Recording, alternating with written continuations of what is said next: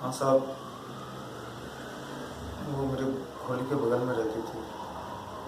तो एक दिन मैं वो काम से आया और बाहर बैठा था। वो आई और मुझे गुदगुदी करने लगी साहब।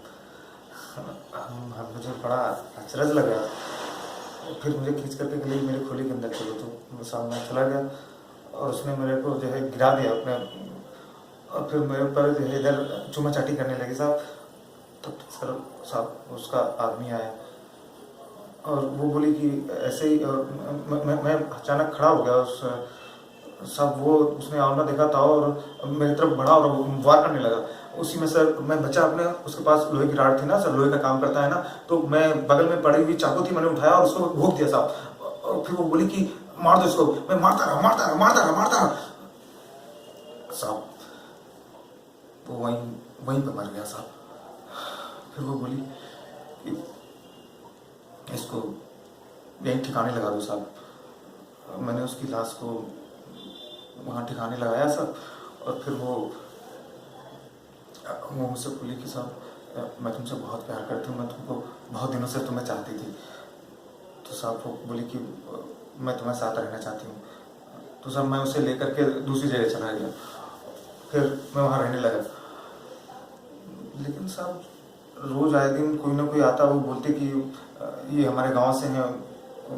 तो मैं सोचता कि चलो ठीक है कोई बात नहीं। लेकिन एक दिन साहब शाम के वक़्त था कि मैं पी के आया हुआ था साहब। और वो जो है किसी दूसरे पराये मर्द के साथ में बिस्तर में मुझे मिली। मैंने देखा और बाहर चला गया। थोड़ी देर बाद वो बाहर चला गया। मैं गया और फिर उसने मेरे को खाना दिया। खाना दे करके मैं कोने में चुपचाप लेट गया। मुझे नींद नहीं आ रही साहब, इधर उधर मैं करता रहा। रात के 12 बजे के आसपास मैंने सब उसका गला घूट दिया और गला घूट के मार दिया साहब को वहीं पे। सब साहब मैंने कुछ नहीं किया साहब।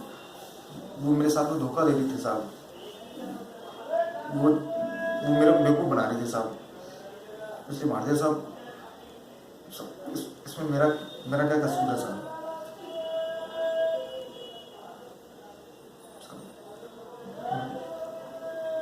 मैं क्या करता साहब, मार दिया मैंने साहब।